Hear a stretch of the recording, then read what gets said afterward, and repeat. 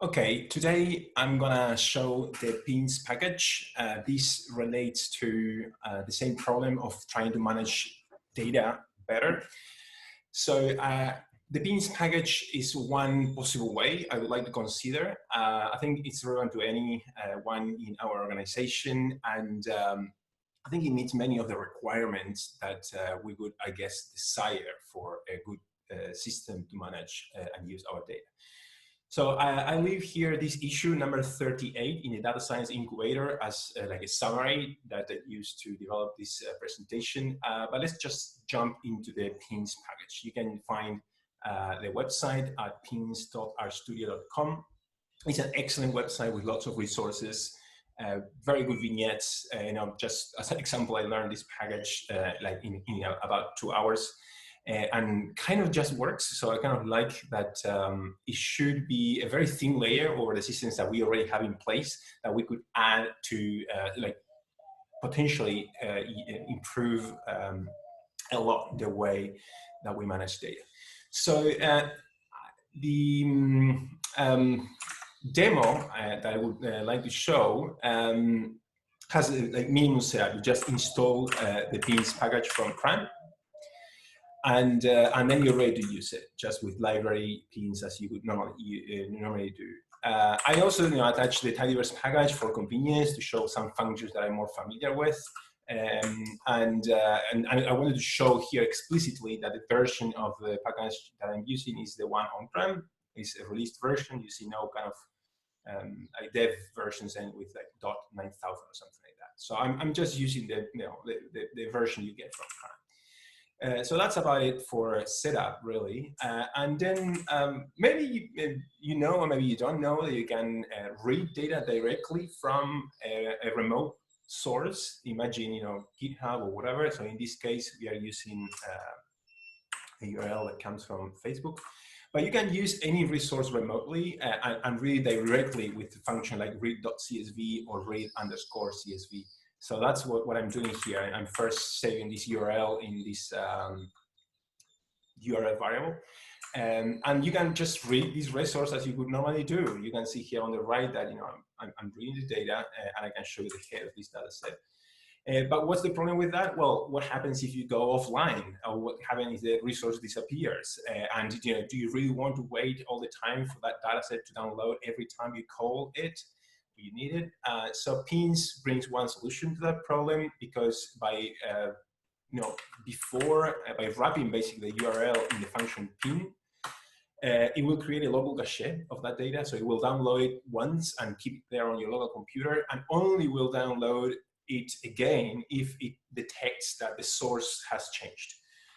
So it makes your workflow faster, and it makes it also safer, because if the online source disappears, then you still have cache locally that a pin will automatically use. So you're good to go.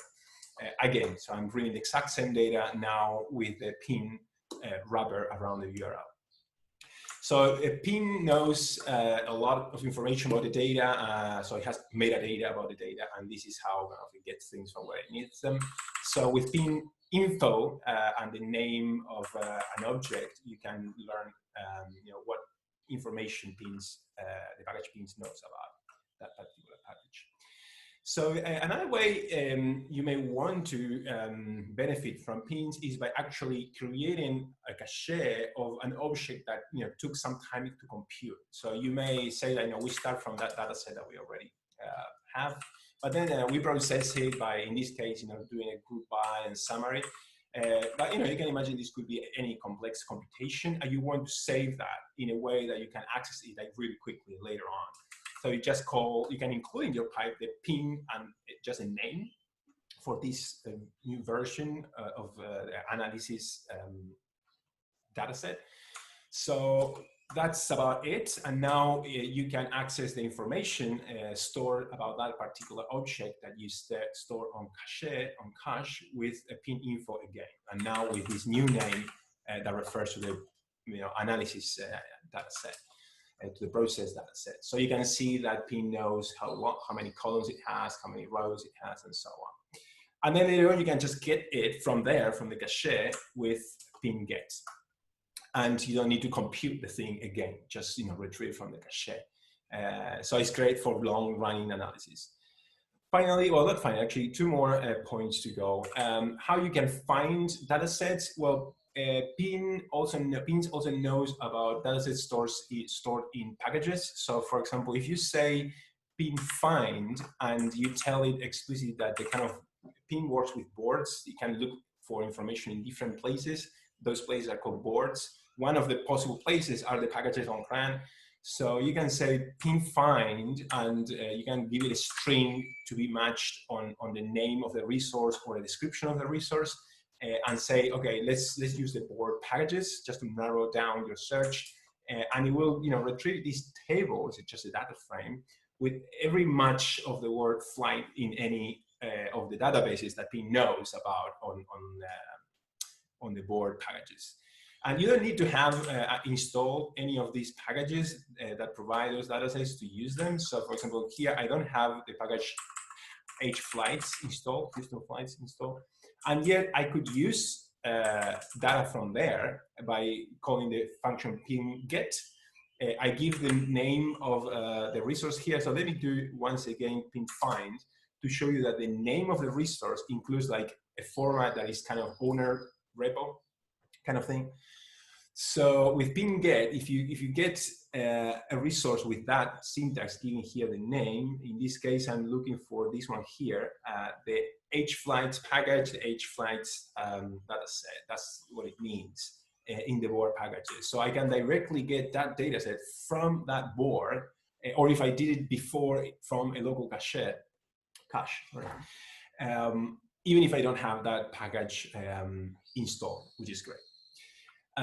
So again, also, it stores some information now about that resource that you are that is in your kind of favorite pins. I have pinned. And finally, and probably most importantly for us, is that we can create a repository on GitHub and use it as a board for us to store and share that or any other object in R that we can say. So you could then, first what you could do is to create a new repository on GitHub. So here is one that I did before. It's called in my user account pin demo pins. So let's see if I can. It's a little risky. Let's see if I can create a new repo here called say demo. Oops, demo pins 2 with a little README. It's risky, I say, because let's hopefully it will work before it did work. So and now I know what's the name of the new repo. It's totally empty on GitHub, just waiting there to be used. And locally, so this is what I did before, but now I want to register this new repo, pins 2.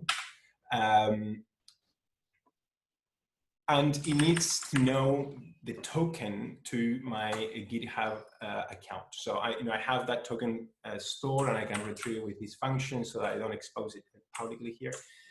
So I registered that board first, and now I can start using it. There we go. Let's use another data set. What data sets do we have? Diamonds, where does diamonds come from?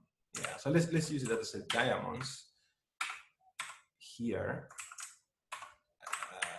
The diamonds data set. Let's see if this works. So I'm going to run this function now here. So let's forget about this and this. So I'm now using the newly created demo pins 2 repository to be a board that pins knows about. So I already pinned a new data set. It should be there. So let's go to GitHub to see if it's there. I'm going to refresh this website, and there it is. So it just created a folder with the data inside. It has an RDS version, CSV. I don't know very well the structure of this, how this works, but it's there, right? I didn't do anything on GitHub. It just happened locally. So let's go back to here, and then I guess I could just use it, right? So pin get pin get diamonds or GitHub. I guess that this should work. I think this is a string. There you go. Yes, so that's how you use it. So the pin already knows of this resource. I can just call it, tell which board to look for, and I get it there. So that's about it. I wanted to show the pins package, and I think it's a good potential way to improve the way we manage data.